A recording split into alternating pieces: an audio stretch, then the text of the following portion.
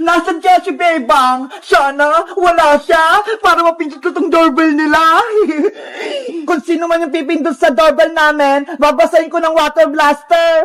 Iyari na kayo, nakatago ako dito sa taas ng bahay namin.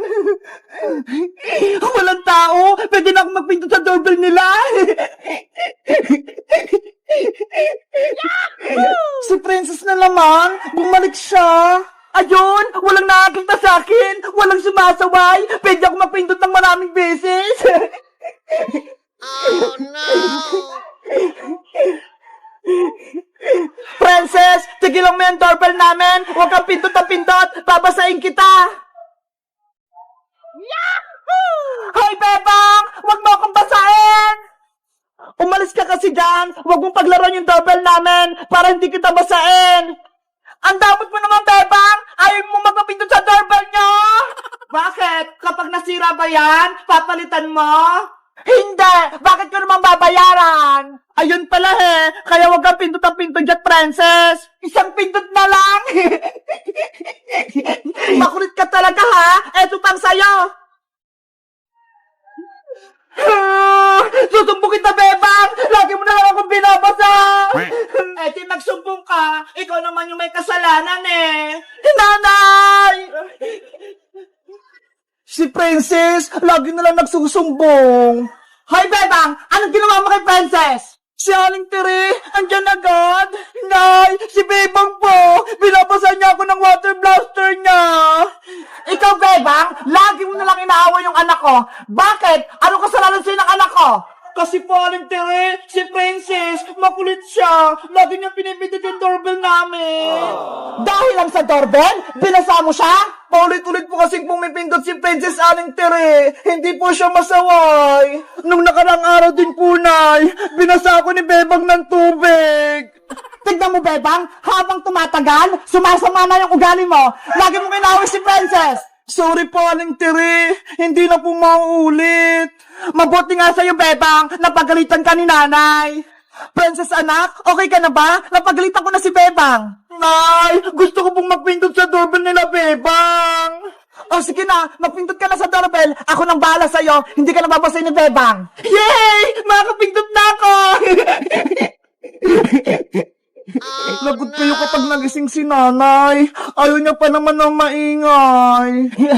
Ang saya mapindot ang doorbell. Hindi na ako babasay ni Bebang. Sinong nagpipindot ng doorbell? Natutulog ako mga istorbo.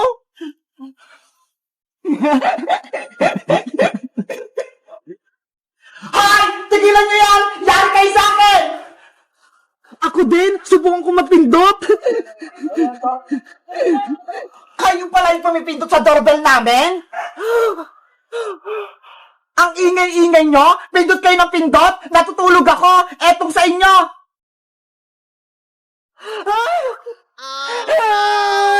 Napasa ako! Nay! Si Alex si Tam! Binusan po ako ng tubig! Maring Princess, umalas kayo dito! Kung hindi, paliliguan ko kayo! Princess anak, takbo na! Galit na si Maring si Tam! Nanay! Antay! Sabi ko sa inyo, huwag kayong maingay Nagalit tuloy si Nanay. May galing iyak ko, dinini ni Nanay. Nasaan na kasi Bebang tsaka sa Iska? Ipapakita ko sa kanila itong chicken day ko. Ang sarap-sarap. Nay, lalabos lang po ako May kipaglaro lang po kay Princess pati kay Iska. Ay, si Bebang! Lumabas na ng bahay nila! Bebang! Si Princess! Paparating na! Bebang! May papakita ko sa'yo! Ano yan, Princess? Saran! Ito ho, may baon akong Jollibee, Chicken Joy. Wow, may Jollibee ka, princess. Ang sarap niyan. Binili to ni nanay kasi naglinis ako ng bahay. Ito daw yung premyo ko. Madami bang laman ng box, princess?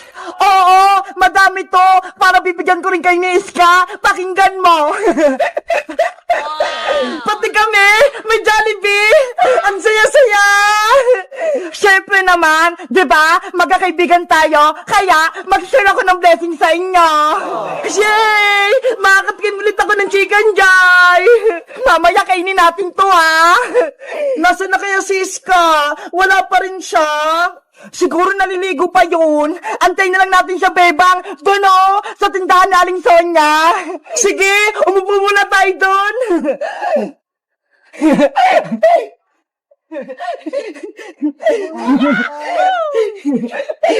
Jollibee, wait ka lang ha. Kakainin ka namin mamaya. Bebang! Princess! Ay, Siska! Paparating na! Wow! May alaga siyang aso! Lucky, halika na! Maglaro tayo doon! Iska! Anong pangalan ng aso mo? Siya si Blacky, Princess. Alaga ko tong aso. Inampun ko sa kapitbahay namin. Ang cute naman ni Blacky. Ang itim-itim niya. Para siyang uling. Nagulat kayo, no? May alaga akong aso. May surprise pala ako sa'yo, Iska. Ito, may Jollibee ako. Wow! Jollibee! Dahil kumpleto na tayong tatlo, magmimerienda tayo ng Chicken Joy! Chicken Joy! Chicken Joy! Chicken Joy! Gusto ka ng Chicken Joy! Gusto ka ng Chicken Joy! Excited naman kayo? Wait lang ha! Bubuksan ko lang tong box!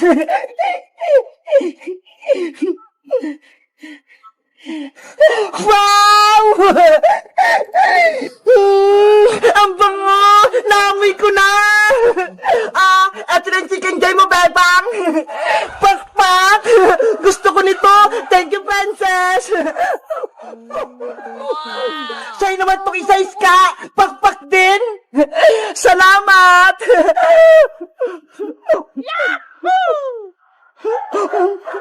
Sarap! At syempre, eto naman yung sa'kin! Charan! Hala! Ang laki ng Chicken Joy mo, princess! Diba? Ang laki-laki! Panigurado mabubusog ako nito!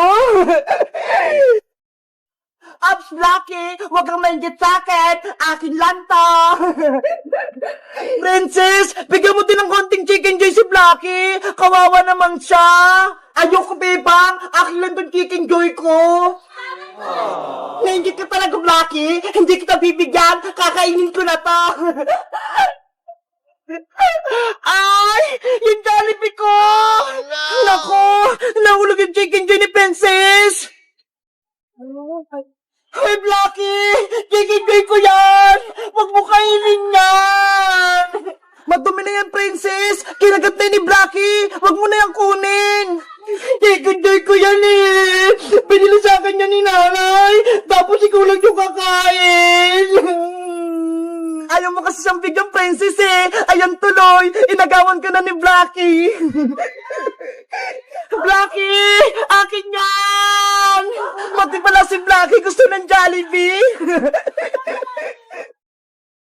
Bayang supat! Bayang supat! Bayang supat! Hoy, princess! Hindi ako supot, no? Tuli na ako! Huwag ka na magsinungaling, Bayang! Sinabi sa akin ni Angela, hindi ka pa daw tuli! Lagot sa akin, Angela na yan! Sinabi niya pa yung sikreto ko! Sabi na nga ba, Bayang, supot ka pa eh! Ew! Princess! Huwag mo asarin si Boyong! Kawawa naman siya! Eh kasi naman, Bebang, ang laki-laki nga na, tapos hindi pa siya tuli! Siguro, kaya ayaw niyang magpatuli kasi takot siya. Basta, aasarin ko siya hanggat hindi pa siya tuli. Isusumpo kita kay Nanay Princess, niloloko mo ako. Bayang, buti ka, hindi pa tuli. Gusto ko na magpatuli. Ayoko nang tinutuksuhan ka na supot. Ginagawa mo? Si Tonyo yun bakang tuli. Tonyo, may tatanong ako sa'yo. Kanino ka nagpatuli? Doon Kuya Boyong kay Mang Kepweng sa likod. Masakit daw magpatuloy, Tonyo? Di naman, parang kagat lang ng langgam. Ganon? Sige, magpapatuloy din ako kay Mang Kepweng. Ang tanda mo na Kuya Boyong, ngayon ka pala nagpatuloy. Huwag ka nang maingay dyan. Pupuntahan ko na si Mang Kepweng. Wow! Mang Kepweng, magpapatuloy din po ako sa inyo. Ang laki-laki mo na, Boyong. Ngayon ka palang magpapatuloy. Kasi po natatakot ako, Mang Kepweng eh. Pero ngayon, malakas na yung loob ko. Nako, makunat na yung balat ng manoy mo. Hindi na kaya nitong gunting ko. Sige na po, Mang Kepweng. Tuloyin nyo na po ako. Para hindi ako tukso ni Princess. O siya, sige na nga. Tutuliin na kita para maging galap ka ng binata. Yes! Tutuliin na ako. Hindi na ako supot. Boyong, may dala ka bang dahon ng bayabas? Meron na po, Mang Kepweng. Ito, isang sanga. O siya, umupo ka na rito para magsimula na tayo. Excited na ako. Hala, si Boyong, nagpatuloy kay Mang Kepweng. Tignan mo, Princess, oh. Silipin natin sa bebang. Ano kayang gagamitin ko kay Boyong para hindi ako mahirapan? Alam ko na. Boyong, handa ka na ba? Ready na tong pangtuli ko sa'yo. Oh no! Mang Kepweng, ano po yan? Lagari, tsaka malaking itak. Makunat na kasi ang putotoy mo, Boyong. Kaya etong lagari yung gagamitin ko. Ayoko po niya, Mang Kepweng. Nakakatakot. Ngayon ka pa ba atras? Bahala ka. Tutoksuhin kang supot. Sige na nga po, Mang Kepweng. Magpapatuloy na ako. Yan ang gusto ko matapang. O siya, tanggalin mo na yung short mo at ilabas mo na si Putotoy. Huwag pong masakit, Mang Kepweng, ah. Hindi ito masakit. Mabilis lang to. O siya, nguyain mo na yung daon ng bayabas para may panghugas ka mamaya. Sana kayanin ko. Putotoy, relax ka lang, ah. Matutuli ka na. Pagbilang kong 3, tutuliin na kita. 1, 2, 3, hiya! Ah! Nanay ko! Ang sakit! Isa pa, Boyong! Hindi pa tapos! Makunat talaga! Hindi ko na kaya! Hoy, Boyong! Gising! Lagot! Hindi na kaya ni Boyong! Ha! Angap di magpatuli! Aray! Guys, si Boyong nagpatuli na, kaso takot siya! Kayo guys, may kilala ba kayo nagpatuli? Mag-comment lang kaya! Bye-bye!